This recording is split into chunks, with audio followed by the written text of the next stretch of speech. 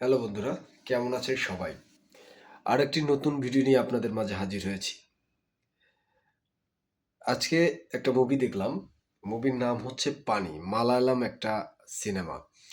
আসলে মালায়ালাম ইন্ডাস্ট্রিকে কেন Indian cinema জগতের অন্যতম সেরা ইন্ডাস্ট্রি বলা হয়, আ তার আরেকটি উদাহরণ হচ্ছে এই 'পানি' সিনেমা। সিনেমা আসলে একটা প্রতিশোধের গল্প বলা যায়।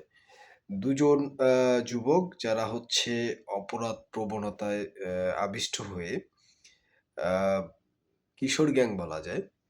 তারা এক গে আ এলাকার এক প্রতাপশালী আ কি বলবো? প্রতাপশালী হচ্ছে ডন টাইপের লোক।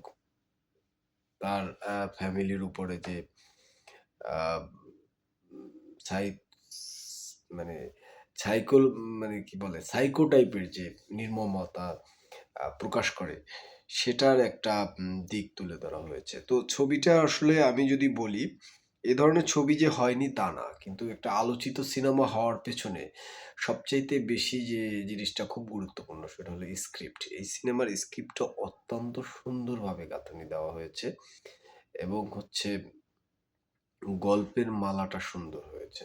যেই কারণে সিনেমাটা অনেক সুন্দর হয়েছে। আমার দৃষ্টিকোণ থেকে খুব ভালো একটা সিনেমা।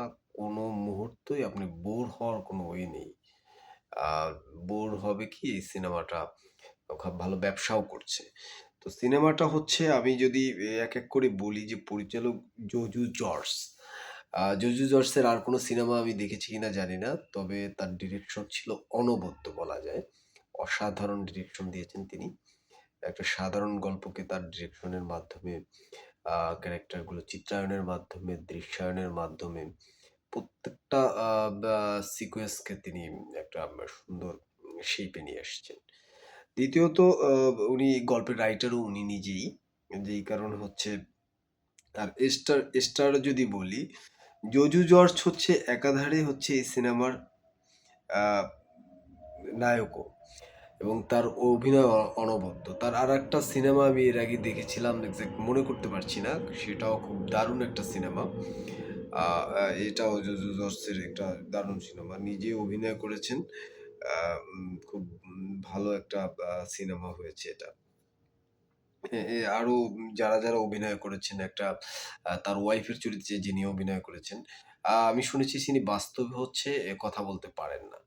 কিন্তু তার অভিনয় আসলে মানুষকে যে কি বলে? আমি একটা কথা শুনেছিলাম যে একজন সঙ্গীত শিল্পী যিনিও কানে শোনেন না কিন্তু তিনি সুরকার। পৃথিবীর অন্যতম সুরকার ছিলেন। তো এরকমই একজন ও উম আ বাক প্রতিবন্ধী আ তা জজু জোসের স্ত্রীর ভূমিকায় অভিনয় করেছে। অনবদ্য তার অভিনয় ছিল এবং সিনেমার প্রত্যেকটা ক্যারেক্টার মা চরিত্রে, বন্ধু চরিত্রে, ভাই চরিত্রে এবং ওই ছেলে দুটোর কথা বললে আমার তো এক এক পর্যায়ে তাদের উপরে কি বলবো? যে ঘৃণা চলে এসছে। আমি মাঝে মানে টেনে দেবো না কি করব বুঝতেছি না। মানে এতগুলো লোক মানে পুরো এলাকা, পুলিশ, প্রশাসন সবাই মিলে এই ২ টা ছেলেকে ধরার জন্য করতেছে। কিন্তু তারা ধরতে তো পারছেই না বরঞ্চ এই ২ টি ছেলে আ সবার উপরে মানে যার উপরে তার প্রতিশোধ নেওয়ার কথা সে নিচ্ছে। মানে এক ভয়ংকর রূপ ফুটে উঠছে এই ছেলেগুলোর। এবং যদি বলি ছবিটা বেশি আরো টাইট এবং আরো মানে আকর্ষণ বৃদ্ধি করে। বর্তমানে আসলে ব্যাকগ্রাউন্ড মিউজিক একটা গুরুত্বপূর্ণ ভূমিকা পালন করে। সেই ক্ষেত্রে এটাও খুব দারুণ একটা ব্যাকগ্রাউন্ড স্কোর হওয়ার কারণে ছবিটা আরো মানে দেখতে গিয়ে ইমোশন, আকর্ষণকে আরো বৃদ্ধি করে। ইমোশনাল দিকগুলো ছিল দারুণ, অনবদ্য। বিষ্ণু বিজয় ও শ্যাম সিএচ এর গানগুলো করেছে। সন্তোষ নারায়ণও আছেন সাথে। তো তাদের হচ্ছে ব্যাকগ্রাউন্ড মিউজিকটা সুন্দর ছিল।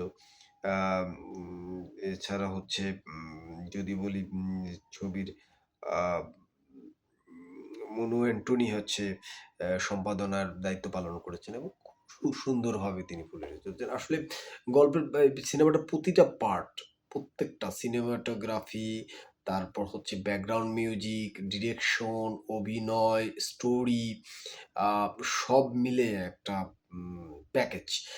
কোনো দিকে কোনো খামতি না থাকার কারণে এটা একটা অনবদ্য সিনেমা হয়েছে। তো আমি বলব একটা খুব মাস্ট ওয়াচ সিনেমা। একটা বা উম মালায়ালাম ইন্ডাস্ট্রিজ এবছরের সবচাইতে একটা আলোচিত সিনেমার মধ্যে থাকবে। সেরা ৫ টি সিনেমার মধ্যে থাকবে আশা করি। তো সবাই দেখে নিতে পারেন সিনেমাটি। আশা করি নিরাশ হবেন না। আমি ভালো রিভিউয়ার নই। তারপরও বললাম সিনেমাটি সম্বন্ধে আমার কেমন লাগলো, আমার মতামত ব্যক্ত করলাম। তো আপনারা দেখতে পারেন সিনেমাটি। যথেষ্ট ভালো একটি সিনেমা হয়েছে। আমি ৫ এটাকে ৪ দিব। ৪ না ৪.৫ দেওয়া উচিত। আ সব মিলিয়ে সবাই ভালো থাকবেন। আল্লাহ হাফেজ। সবাই আমার ইনেস মুভি ঘরের পাশে থাকবেন। আল্লাহ হাফেজ।